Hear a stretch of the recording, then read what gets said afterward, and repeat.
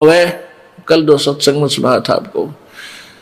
और हम भी भूखे ना रहें, कोई अतिथि ने भूखा जावे, यानी इतना जीत दीजिए जिसमें कुटुंब समावे। कुटुंब समान का अर्थ है रिक्वायरमेंट ऑफ द फैमिली, यानी परिवार की आवश्यकता पूरी हो। कोई अतिथि आ जाए वो भी दो रोटी खा के जावे और हम भी भूखे ना सोवा, परमात्मा बस इतना देवे। अब परमेश्वर कबीर जी ने उदाहरण दिया था, भाई देखो मैं खुद कितना निर्धन बन के एक जीवन व्यतीत किया। हमें उदाहरण देने के लिए एक झोंपड़ी में रहते थे, कपड़ा बुनते थे और जो भी उसकी कमाई होती थी उसी से पैसा लेकर कुछ अपना घर गृहस्थी का अन्न लाते थे, क्योंकि दो माता पिता थे मुंह बोले और दो बालक थे जो मुर्दे जीवित कर रखे थे, लड़का और लड़की बेटी रूप में रखे हुए थे, बेटा बेटी रूप में रखे थे।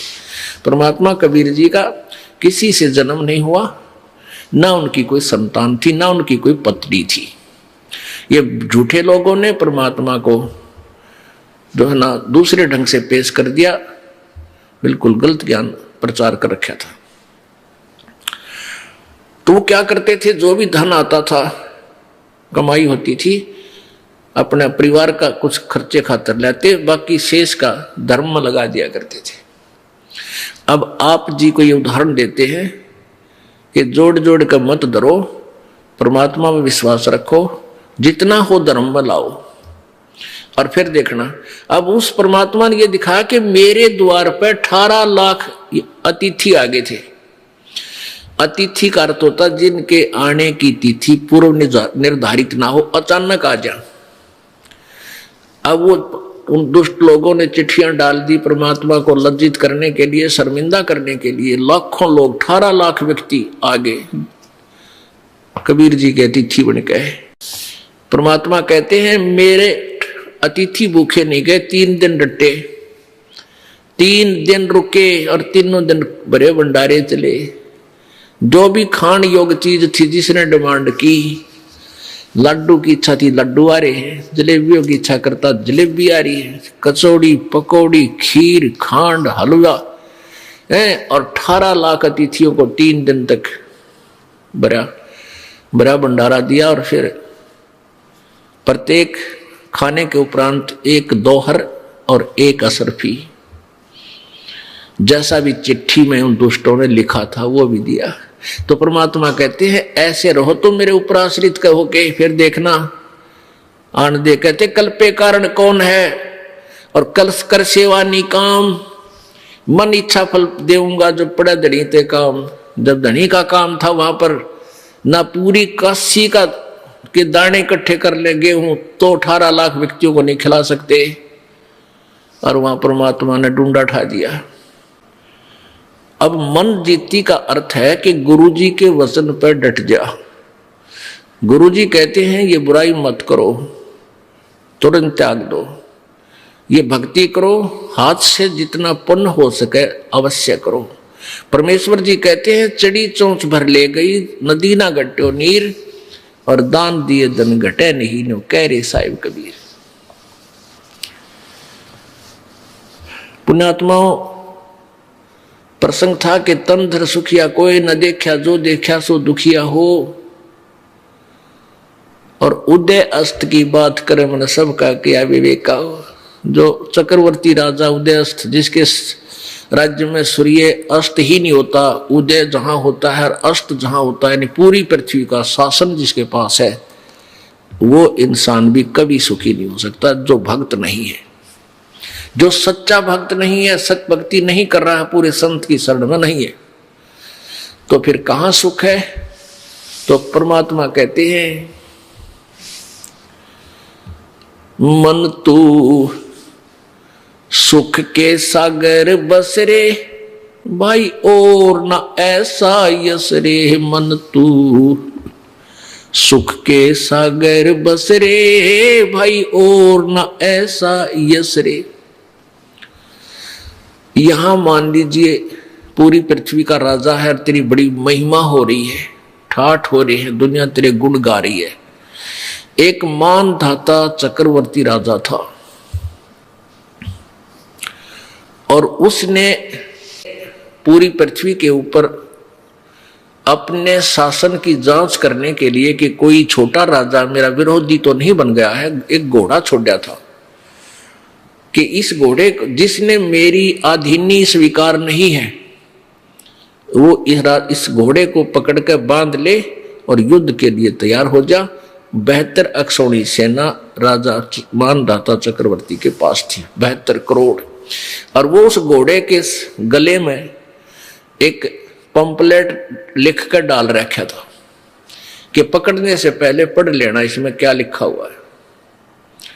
तो किसी ने नहीं पकड़ा, पूरी पृथ्वी पे घोड़ा घूमया। तो चुनक ऋषि था एक, ये काल का उपासक, उसने वो घोड़ा पकड़ दिया और मानधाता चक्रवर्ती ने 72 करोड़ सेना के 4 पार्ट बनाए, 18-18 करोड़ के। एक पार्ट भेज दिया, एक टुकड़ी भेज दी 18 करोड़ की। उधर से ऋषि चुनक ऋषि ने पूरे जीवन की अपनी कमाई से 4 एटम बम बना लिए, पुतली बोल रहे उनको। ऐसे 4, एक पुतली छोड़ दी, 18 करोड़ का नाश कर दिया सेना का, दूसरी छोड़ दी। कहने का भाव ये है कि वो पृथ्वीपति दुर्गति को प्राप्त होकर मृत्यु को प्राप्त हो। उदय अस्त बीच चक्कर चले थे ऐसी जन ठकुराई, उदय अस्त बीच चक्कर चले थे ऐसी जन ठकुराई। चुनक ऋषि स्वर कल्प करी तब खोज न पाया राई, मन तू सुख के सागर बसरे भाई और न ऐसा यश रे। यश माने यहां तू क्या महिमा बनाना चाहता है? कार खरीद के और आसपास के लोगों में प्रभु बनना चाहता है कि ओ बड़ा सेठ आदमी है। कहते हैं सर्व सोने की लंका होती। ओहो, ये क्या दिखाते हैं मूर्ख लोग, अनजान। 4 गुठी पर रे मोटी मोटी वो तरह और गोड़े विसी मोटी चैन। अरे कुत्र, वो कबीर साहब कहते हैं तुम वैसी समांडी पाएंगे। रावण ने पूरी सोने की लंका बना रखी थी, जैसे हमने मकान बना रखे ऐसे सोने की लिपाई, सोने की ईंट, स्वर्ण। और आज उसका कितना नामो निशान नहीं। ये क्या सुख है? तो परमात्मा क्या बताना चाहते हैं कि मन तू चल रे सुख के सागर, जहां शब्द सिंधु रत्नागर। ओह, अब सुख सागर किसे कहते हैं भाई? शंखो लहर मेर की उपजे कैर नहीं जा कोई, शंखो लहर मेर की उपजे कहर नहीं जा कोई। दास गरीब अचल अविनाशी सुखा सागर सोई, मन तू सुख के सागर बस रे भाई और न ऐसा यश रे। शंखों लहर मेहर की उपजे।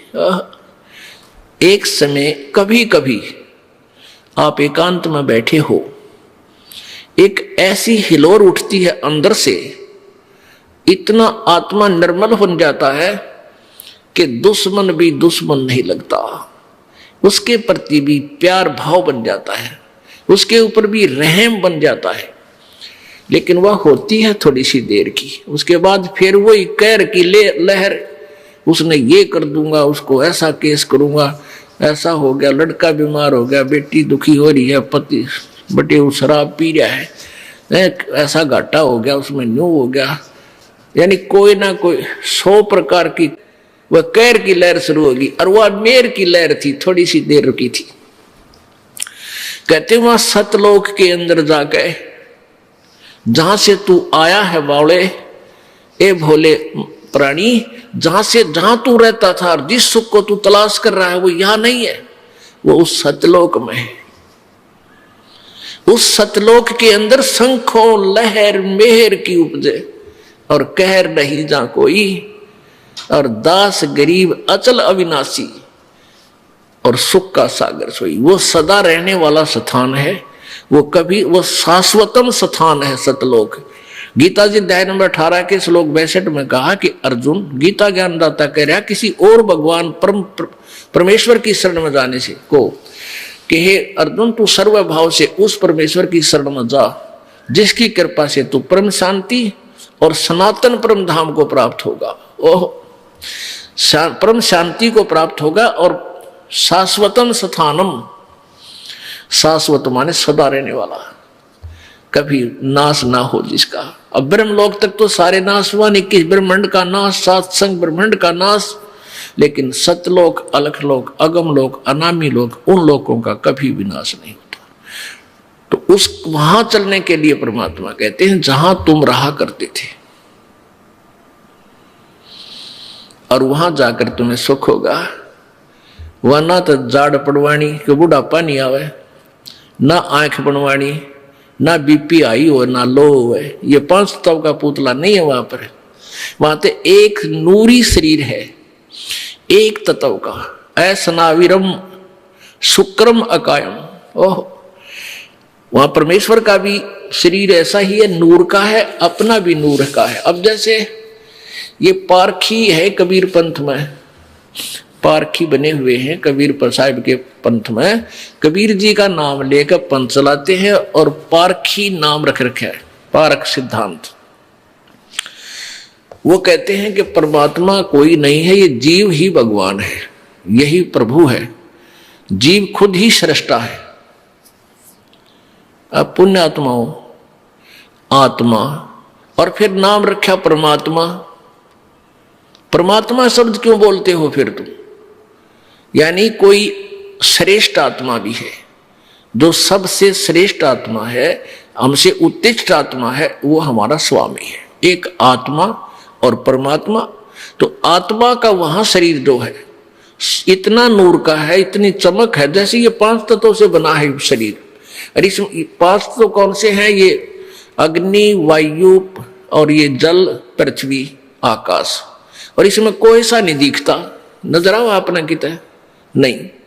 इसी प्रकार वहां सतलोक के अंदर एक नूरी शरीर है, तेज, एक तेज तत्व से, और उससे इतना सुंदर शरीर बनता है, मुलायम सा, और ना वो कभी ओल्ड होता, बूढ़ा नहीं होता, सदा युवा रहता है। और उसमें ना बीपी आई हुआ ना लो हुआ, क्योंकि वो ब्लड से बना हुआ नहीं है। तो ऐसा ही परमेश्वर का शरीर है, वो परमात्मा है। उनका इतना तेज है सूर्य का, उनके शरीर में इतना तेज है, वो इतने सर्वशक्तिमान शक्तिशाली है। हमारा इतना तेज है, 16 सूर्य का प्रकाश होता है, इतना तो एक आत्मा का शरीर है। और उस परमात्मा के एक रोमकूप में करोड़ सूर्य, करोड़ चंद्रमा मिला दे, जब सतलोक के अंदर जो प्रभु के शरीर की स्थिति है, तो भी वो प्रकाश फीका रह जावे प्रभु के उस नूर के सामने। इतना नूर, इतना सुंदर है। मतलब जैसे कहा अगर ना किसी लड़के बहन भाई को देखे कि भी इतना कितना नूर है इसके चेहरे पे, यानी कितना सुंदर है, कितनी चमक है इसकी। तो ऐसे वो परमात्मा के शरीर की चमक है। और वहां आत्मा का शरीर भी नूर, एक तत्व से बना हुआ है। अब हम वहां से आए हैं, और जब तक वहां नहीं डालेंगे हमें सुख नहीं हो सकता।